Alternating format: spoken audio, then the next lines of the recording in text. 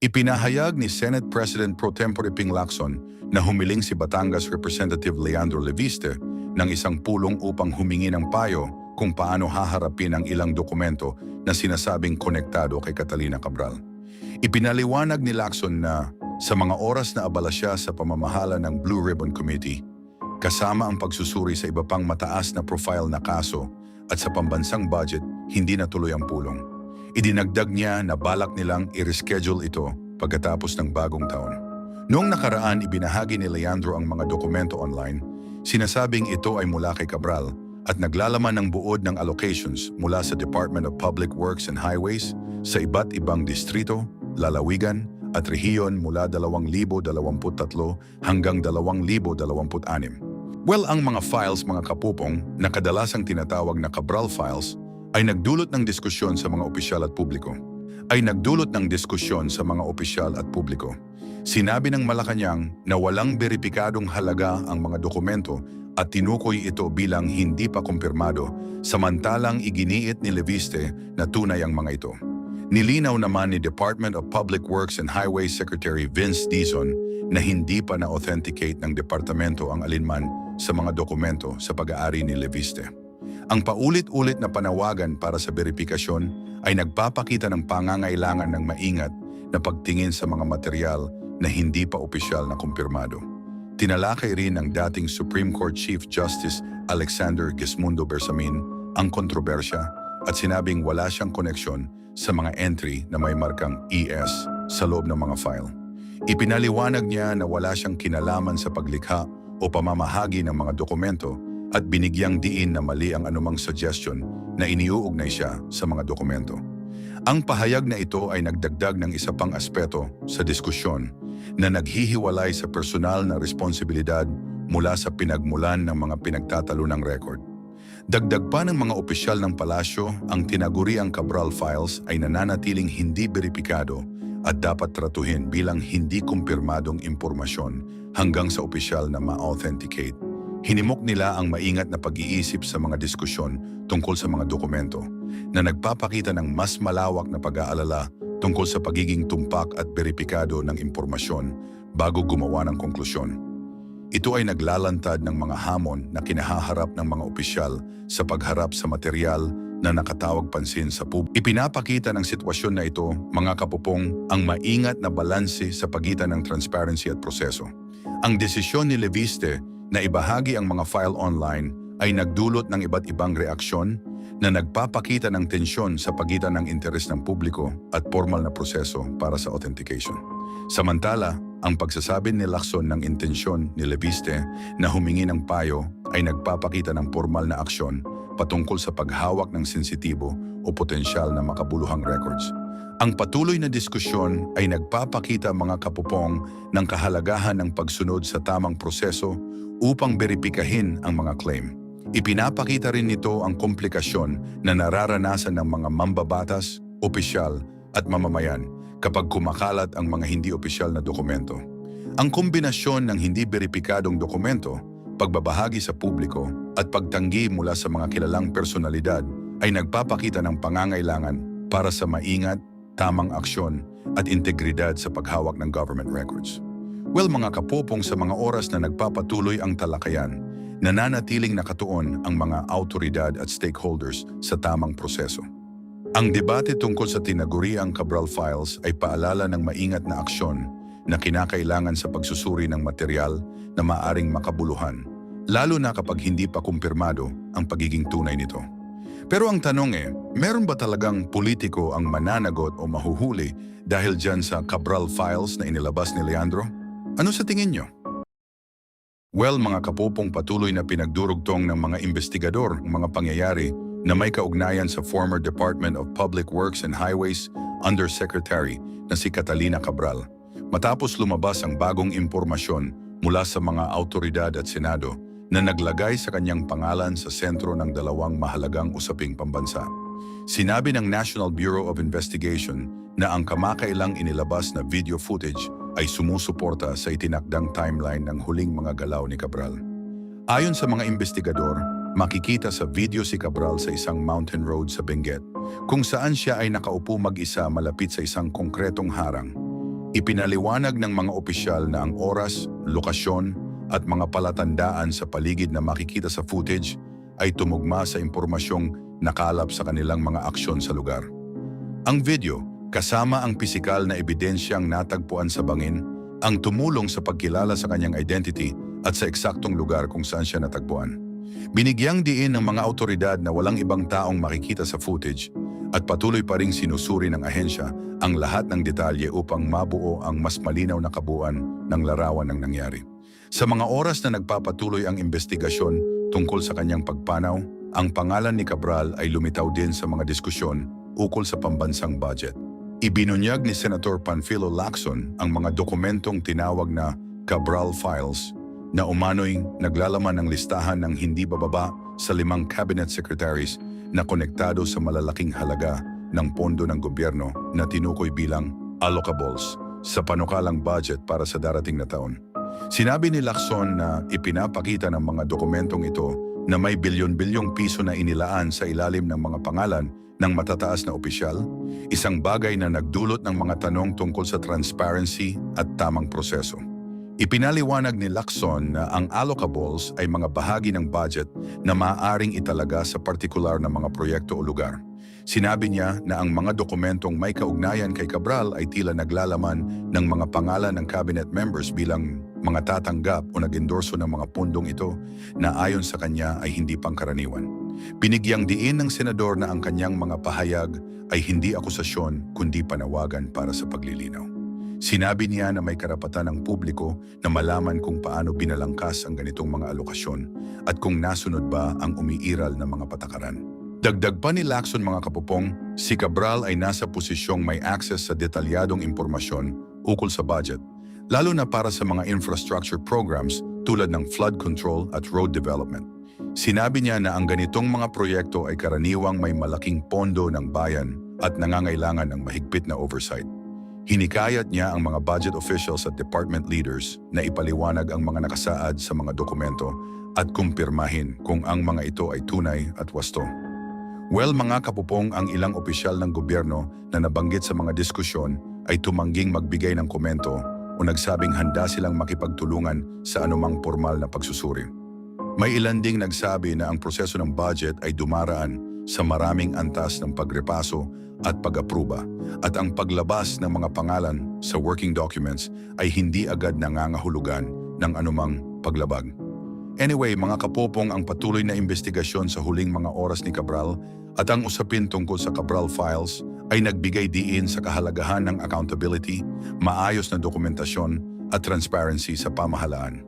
Patuloy ang mga aksyon ng mga autoridad sa parehong usapin at iginiit nila na ang anumang magiging konklusyon ay ibabatay sa beripikadong ebidensya at tamang proseso. Habang umuusad ang mga investigasyon, nanawagan ang mga opisyal ng pag-unawa at pagiging fair at iginiit na kailangang ganap munang mailatag ang mga katotohanan bago maglabas ng anumang paghatol. Sa mga oras na ibinahagi ni Undersecretary Maria Catalina Cabral ng Department of Public Works and Highways ang ilang dokumento kaugnay ng budget sa ilang mambabatas noong unang bahagi ng taon, nagsimula ang sunod-sunod na pangyayari na umani ng malawak na atensyon mula sa pamahalaan at publiko. Isa sa mga unang nagsalita tungkol sa mga dokumentong ito ay si Representative Leandro Leviste na nagpahayag na natanggap niya ang tinaguriang Cabral Files noong unang linggo ng September. Ayon kay Leviste, naglalaman ang mga dokumento ng detalyadong talaan ng mga pondong inilaan para sa mga infrastructure projects sa iba't ibang distrito sa buong bansa. Ibinahagi ni Leviste ang buod ng mga dokumento sa social media at sa mga organisasyon ng balita upang makita ng publiko kung paano inihahanda at inaayos ang pondo para sa mga proyekto ng pamahalaan. Sinabi niya na ang mga dokumento ay nagpapakita ng tinatawag na allocable funds na maaaring italaga sa mga proyekto sa bawat distrito. Ayon sa kanyang paliwanag, ang kabuuang halaga ng mga pondong ito ay umabot sa 401 bilyong piso. Kapag isinama ang iba pang bahagi ng budget, sinabi niyang lumampas ito sa 1 trilyong piso sa ilalim ng National Budget Law para sa susunod na taon. Sinabi rin ni Leviste na layunin ng pagbubunyag ng mga dokumento na mabigyan ng malinaw na larawan ng publiko kung paano binubuo ang budget para sa public works. Binigyang diin niya na ang mga halagang nakasaad ay para sa mga proyekto at hindi personal na pakinabang ng sinuman. Ang pagbabahagi ng impormasyon, ayon sa kanya, ay isang aksyon tungo sa mas malinaw na usapan tungkol sa paggamit ng pondo ng bayan. Nagkaroon ng iba't ibang reaksyon mula sa mga opisyal ng pamahalaan matapos mailabas ang buod ng Cabral Files. May mga nagpahayag ng suporta sa mas bukas na talakayan tungkol sa budget, habang ang iba naman ay nagtanong kung paano eksaktong naitatala at naipapamahagi ang mga pondo. Sa kabila nito, nanindigan si Leviste na mahalaga ang ganitong aksyon upang mapalakas ang tiwala ng publiko at masuri ng maayos ang mga proseso sa loob ng ahensya. Mas lalong naging sentro ng usapan ang issue nang matagpuan si Cabral na wala ng malay sa isang bahagi ng kalsada sa Benguet noong kalagitnaan ng Disyembre. Ayon sa mga ulat, huminto ang sinasakyan niyang sasakyan sa Cannon Road matapos siyang bumaba sandali. Sa mga oras na bumalik ang kanyang driver, wala na siya sa lugar. Kalaunan, natagpuan siya sa isang malalim na bahagi ng Cannon Road malapit sa kalsada at kinumpirma ng mga awtoridad ang kanyang pagkasawi. Habang nagpapatuloy ang investigasyon, may mga forensic expert na nagsuri sa mga unang aksyon ng mga awtoridad. Sinabi ng isang eksperto na may mga kakulangan sa paunang proseso ng investigasyon, lalo na sa paghawak ng ebidensya at sa pagsunod sa tamang protocol sa lugar ng insidente. Isa sa mga binigyang pansin ay ang agarang pagbibigay ng ilang personal na gamit sa pamilya bago maisailalim sa masusing pagsusuri. Ipinaliwanag ng mga eksperto na ang mga device tulad ng mobile phone ay maaaring maglaman ng mahalagang impormasyon tungkol sa mga huling galaw ni Cabral.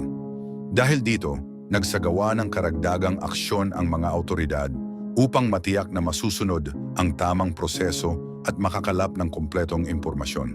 Kasama rin sa patuloy na investigasyon ang pakikipag-usap sa mga taong huling nakasama ni Cabral, kabilang ang kanyang driver.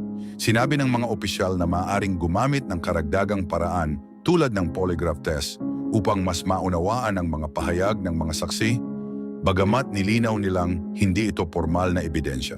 Sa kabuuan, ang pinagsamang usapin ng Cabral Files at ang hindi inaasahang pagkawala ni Cabral ay nagbukas ng mas malawak na diskusyon tungkol sa transparency, tamang aksyon ng mga institusyon at ang kahalagahan ng maingat at maayos na proseso.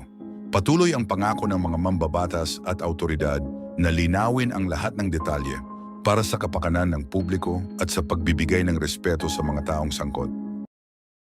Well, mga kapopong, nanguna sa ulat ng mga awtoridad ang resulta ng toxicology examination na isinagawa sa katawan ni Maria Catalina Cathy Cabral, kung saan natukoy ang presensya ng isang antidepressant na gamot na kilala bilang citalopram. Ayon sa Philippine National Police, ang naturang sangkap ay karaniwang inireresita sa mga individual na dumaranas ng matinding stress, anxiety o iba pang emotional challenges. Nilinaw ng mga opisyal na ang pagkakatuklas ng gamot ay hindi agad nangangahulugan ng anumang konklusyon, kundi bahagi lamang ng mas malawak na pagsusuri sa kanyang kalagayan bago ang insidente. Isinagawa ang autopsy at karagdagang laboratory tests upang masuri ang pisikal na kondisyon ni Cabral. Sa paunang findings, walang natukoy na malubhang karamdaman sa kanyang mga pangunahing organs. Sinabi ng mga medical examiner na ang mga pinsalang nakita ay naaayon sa isang malakas na pagbagsak mula sa mataas na lugar. Wala ring palatandaan ng anumang foul play batay sa pisikal na ebidensya. Ipinaliwanag ni Interior Secretary John Vic Remulla na mahalagang tingnan ang presensya ng antidepressant sa mas malawak na konteksto. Sinabi niya na maraming individual ang umiinom ng ganitong uri ng gamot bilang bahagi ng regular na gamutan at hindi ito dapat agad bigyang kahulugan. Gayunpaman, ayon sa kanya, patuloy pa ring sinusuri ng mga investigador ang lahat ng aspeto ng kaso upang makabuo ng malinaw na larawan ng mga pangyayari. Natagpuan si Cabral na hindi na tumutugon sa isang bahagi ng kabundukan sa Cannon Road. Sa mga oras na isinasagawa ang paghahanap, natuklasan ang kanyang mga katawan sa isang malalim na lugar malapit sa ilog. Ilang oras matapos siyang huling makita ng kanyang driver na si Ricardo Hernandez. Ayon sa salaysay ng driver, nagmamaneho sila mula Maynila patungong Hilaga nang hilingin ni Cabral na huminto sa isang bahagi ng Cannon Road malapit sa Camp 4 upang makapagpahinga at namnamin ang tanawin. Pagkatapos umalis ng driver upang maghintay sa ibang lugar, bumalik siya makalipas ang ilang sandali ngunit hindi na niya makita si Cabral. Agad niyang inireport ang pangyayari sa mga autoridad. Sa kasalukuyan, itinuturing na kooperatibo si Hernandez at nilinaw ng pamahalaan na wala siyang direktang kinalaman sa nangyari. Bagamat patuloy pa ring sinusuri ang kanyang mga aksyon bago at pagkatapos ng insidente. Isang larawang kumalat online ang nagpakita kay Cabral na nakaupo sa isang roadside barrier na may kasamang driver. Ayon kay Remulla, ang larawang ito ay kuha sa isang karaniwang oras at hindi nagpapakita ng anumang senyales ng tensyon. Sinabi rin niya na sa panahong iyon ay may usapan umano tungkol sa personal na tulong na nais ibigay ni Cabral sa kanyang driver. Nagbigay rin ng pahayag si Remulla ukol sa asawa ni Cabral na si Cesar Cabral na napansin ng mga investigador na tila kalmado sa oras ng pagkilala sa mga katawan ni Cathy. Sinabi ng kalihim na ang ganitong reaksyon ay nagbibigay ng ilang tanong, subalit wala pang matibay na basehan upang magbigay ng interpretasyon. Sa una ay may pag-aalinlangan ang pamilya sa pagsasagawa ng autopsy, ngunit kalaunan ay pumayag din bilang bahagi ng paghahanap ng kasagutan. Kinuha rin ng mga autoridad ang ilang personal na kagamitan ni Cabral, kabilang ang kanyang mga digital records at device. Mayroon ding mga CCTV footage na patuloy na sinusuri upang mabuo ang kumpletong timeline ng kanyang mga huling oras. Bilang former official ng pamahalaan, si Cabral ay nasangkot sa mga pagsusuri hinggil sa ilang proyektong pang-infrastruktura na may mga isyong teknikal. Dahil dito, tiniyak ng mga autoridad na magiging masinsin at fair ang lahat ng aksyon sa investigasyon upang mabigyan ng malinaw na paliwanag ang publiko tungkol sa mga pangyayaring humantong sa kanyang biglaang pagkawala. Sa mga nagdaang araw mga kapupong, muling nabaling ang atensyon ng publiko sa ilang magkakaugnay na kwento na kinasasangkutan ng pagkawala, mga tanong na walang agarang sagot at ang mabilis na pagkalat ng haka-haka sa social media. Ipinapakita ng mga pangyayaring ito kung gaano kabilis mabuo ang mga maling akala kapag kulang ang malinaw na impormasyon. Sa Quezon City, patuloy ang pag-aalala sa pagkawala ng missing bride na si Shera De Juan, isang dalagang ilang araw na lamang sana ay ikakasal sa kanyang kasintahang si Mark Reyes. Noong ika-10 ng Disyembre, umalis si Shera ng kanilang bahay upang bumili umano ng sapatos para sa kanilang nalalapit na kasal. Naiwan ang kanyang cellphone na naka-charge at hindi na siya muling nakauwi. Ayon sa mga kuha ng CCTV, huling nakita si Shera na naglalakad mag-isa sa bahagi ng Fairview noong hapon ng araw na iyon. Kasabay ng pagkalat ng balita tungkol sa kanyang pagkawala, umusbong ang iba't ibang haka-haka sa social media. Isa sa mga pinakapinag-usapan ay ang aligasyong ginagamit umano ang kaso ni Shera upang pagtakpan ang sitwasyon ng dating opisyal ng gobyerno na si Maria Catalina Cathy Cabral, na ayon sa mga post ay nagtatago mula sa mga isyong kinahaharap niya. Gayunman, batay sa masusing pagsasaliksik at sa mga opisyal na record, walang ebidensyang sumusuporta sa ganitong pahayag. Nilinaw ng mga autoridad na walang koneksyon ng dalawang kaso at magkaibang pangyayari ang mga ito. Paulit-ulit na pinaalalahanan ng mga opisyal ang publiko na mag-ingat sa pagpapakalat ng hindi beripikadong impormasyon. Sa pagpapatuloy ng investigasyon sa pagkawala ni Shera, sinuri ng pulisya ang kanyang mga huling galaw at online activity. May mga unang pahayag na nagsasabing maaaring dumaranas siya ng emotional stress. Mariing itinanggi ito ng kanyang ama at sinabi niyang walang problema sa pera ang kanilang pamilya. Ayon sa kanya, nakahanda na ang gastusin para sa kasal at may plano na rin para sa kanilang magiging tirahan. Sinabi rin ni Mark Reyes na masaya at puno ng pag-asa si Shera bago siya mawala. Bagamat itinuturing siyang person of interest, ipinaliwanag ng mga autoridad na bahagi lamang ito ng normal na proseso at hindi nangangahulugang may pananagutan siya. Nag-alok ang pamilya ng pabuya para sa anumang impormasyong makatutulong sa paghahanap kay Shera, kasabay ng patuloy na aksyon ng mga autoridad sa pagsunod sa mga lead. Samantala, nananatili ring laman ng balita ang kaso ni Cathy Cabral, isang dating opisyal ng pamahalaan na natagpo ang walang buhay sa Cannon Road sa Benguet. Dahil sa kanyang dating posisyon at papel sa mga malalaking proyekto, agad itong naging sentro ng pansin. Ayon sa medical findings, ang kanyang mga pinsala ay tugma sa isang malubhang pagkahulog sa liblib na lugar. Nilinaw ng mga opisyal na walang indikasyon ng direktang sangkot ang kanyang driver matapos ang investigasyon. Gayunpaman, sinabi ni Interior Secretary John Vic Remulla na may ilang kilos at pahayag ang asawa ni Cathy na nararapat pang suriin bagamat wala pang konklusyon hinggil dito. Patuloy ang pagsusuri sa mga electronic data upang mabuo ang mas malinaw na larawan ng mga huling oras ni Cathy. Ang mga kasong ito, mga kapupong, ay nagpapaalala sa isang mas lumang kwento, ang kay Maria Lourdes de Guzman, na minsang nakilala dahil sa kanyang kakayahang maglaho at magbalik sa ilalim ng ibang identity. Sa kabila ng pagbabago ng anyo at paggamit ng iba't ibang pangalan na patunayang hindi kayang burahin ng panlabas na pagbabago ang katotohanan. Anyway, mga kapupong, ipinapakita ng mga kwentong ito na ang pagkawala ay maaaring magmula sa iba't ibang dahilan. Sa gitna ng ingay ng social media, nananatiling mahalaga ang maingat na pagsisiyasat, tamang aksyon at responsableng pagbabahagi ng impormasyon upang mapalapit sa katotohanan. Pero ang malaking tanong, mga kapupong, ano sa tingin nyo ang tunay na nangyari sa mga yan? Well, okay lang ba na i-comment nyo ang inyong sagot sa comment section?